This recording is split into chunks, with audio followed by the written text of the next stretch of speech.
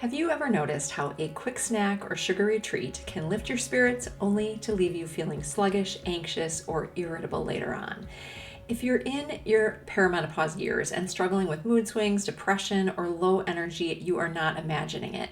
What you eat might be playing a bigger role than you think. Today, we're uncovering how ultra-processed foods can be hijacking your mood and what simple swaps can make all the difference. Hello and welcome to Joyful Menopause, the show dedicated to empowering women in their perimenopause and menopause years through knowledge, science, and practical solutions. Today, we're tackling a topic that's not just about food, it's about how what you eat affects how you feel. I'm Linda Enright, your host and functional nutritionist. I've worked with hundreds of women over more than 20 years, and I've seen over and over how food affects mood. And stick around and I'll tell you how my client Jane took the tools I'll give you today and put them into practice and saw big improvements in her mood. So let's get started. Menopause doesn't have to feel like you are living in someone else's body. Your host, Linda Enright, has spent the last 25 years helping women to thrive in midlife. Here you'll find science-based practical advice that you can start using today to get real results for your health. Welcome to Joyful Menopause. We're talking today about ultra-processed foods, or UPFs we call them, and their surprising role in mood, especially for women navigating perimenopause. First, let's start with a definition. What do I mean when I say ultra-processed foods? These are factory-made or mass-produced items loaded with additives, preservatives, and artificial ingredients. Think packaged snacks, frozen meals, sugary cereals, and soft drinks, and just endless convenience foods. They are convenient, but they're often stripped of nutrients and filled with substances that just don't naturally occur in nature. So why does this matter? There's research that shows that diets that are high in UPFs are linked to increased rates of depression and anxiety. For women in perimenopause who are already dealing with hormonal shifts that can impact mood, UPFs may be adding fuel to the fire. So how exactly do UPFs disrupt your mental health? Let's look more at why. Number one, creating chronic inflammation. Ultra-processed foods are packed with refined sugars, unhealthy fats, and artificial chemicals, all of which can contribute to chronic inflammation. Studies, including one from the Lancet Psychiatry, highlight how inflammation affects the brain and is a known risk factor for depression and anxiety.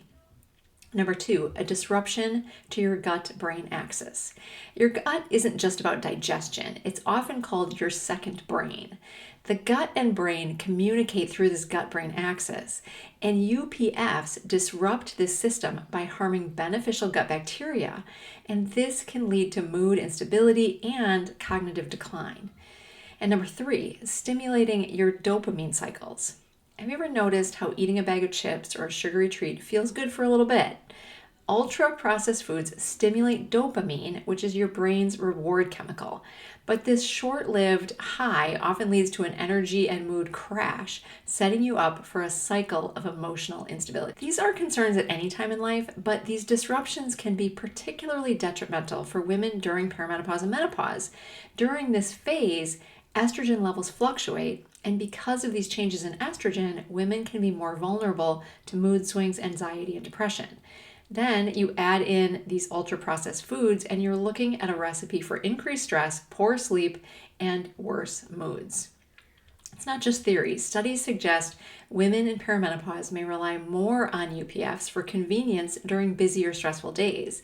This only exacerbates the problem, creating a vicious cycle of poor nutrition and mental health.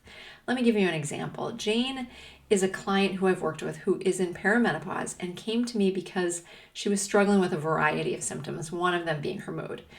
She felt like she was going crazy. She used to be so easygoing, and she was finding herself really irritable lately, both at home and at work. It was really starting to affect her relationships, and she just didn't feel good about it. When I learned more about what she was eating, I found that because she was so busy, she was eating a lot of processed convenience foods. She'd drive through and get a coffee drink and sandwich on her way to work. She'd grab a burger or something similar at the work cafeteria for lunch. And because she was running every night, taking her kids to activities, a home-cooked meal was rare. Her family was often relying on quick, convenient foods for dinner too. I'm going to give you 4 things you can get started with today in just a moment. But today we've been talking about ultra-processed foods and the role they can play in your mood. So what did Jane do to fix this, and what can you do about it? The good news is that small, intentional changes can really make a big difference. They certainly did for Jane and for her family. The added benefit was she felt better, but her kids were in a better mood too. Added bonus. The first thing is to simply focus on whole foods. First, you could swap out UPFs for some nutrient-dense options. So here's some examples for you. Trade chips for nuts or seeds. You can get 100-calorie packs of nuts that are so easy to bring with you, or you could make your own snack bags for an easy grab-and-go snack. You could replace sugary snacks with fruit like berries or an orange. Even canned fruit that's packed in water can give you something sweet without any additives. You do have to make sure though it's packed in water because sometimes they do contain additives and artificial sweeteners. Instead of a protein bar, which is often filled with tons of different ingredients, you could have a hard-boiled egg, peanut butter, string cheese, or maybe some hummus and vegetables. Second, planning ahead is key. I love batch cooking or prepping meals on weekends. It can make your week go so much better and make it easier to avoid grabbing that frozen pizza or driving through for fast food. Start small, maybe just prep your breakfast for the week. For Jane, she would grill a bunch of protein on the weekends and she'd use that in salads or a bento box type meal for her lunch all week long. Third, focus on a Mediterranean type diet. This way of eating emphasizes whole grains, lean proteins, and plenty of vegetables, which have been shown to support brain health and reduce inflammation. For Jane, she would chop up all the vegetables she bought on the weekend and keep them in clear containers in the fridge so it was easy to see what was available to grab for snacks or for sides for meals. And lastly, feed your gut well. Add fermented foods like yogurt, those that are not ultra-processed, sauerkraut or kimchi. Fermented foods, in addition to fiber-rich foods in the Mediterranean-type diet, nourishes your gut microbiome. And a healthy gut microbiome is good for your brain and mental well-being. What happened for Jane? She began to feel like herself again. She found she wasn't biting her kid's head off when she got home after a busy day. She was thinking more clearly at work. She just felt happier overall. And side benefits, she lost weight, her skin cleared up, and her asthma was gone. To wrap up, here's the key message. Ultra-processed foods can wreak havoc on your mood, especially during perimenopause when hormonal changes make you more vulnerable.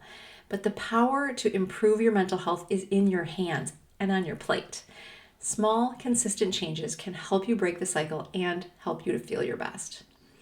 You got some ideas today on how you can implement changes in your diet to reduce your exposure to these ultra-processed foods. When your diet is filled with packaged convenience foods, the consequences are not fun and can impact your mental well-being today and for years to come. But what a difference you can make when you start implementing some of these small shifts. I can speak from experience. I see it happening to the women in my practice every single day. For more ideas on making menopause your best years yet, get my free guide, 5 Natural Ways to Reduce Menopause Symptoms. For Jane, when she just took one component of the 5th way in my guide, she saw big improvements in her mood and her energy. To get the guide, go to the comments below and click on the link. Thank you for joining me today. If you enjoyed this episode, please click to subscribe. Until next time, take care of yourself, and here's to feeling your best every day.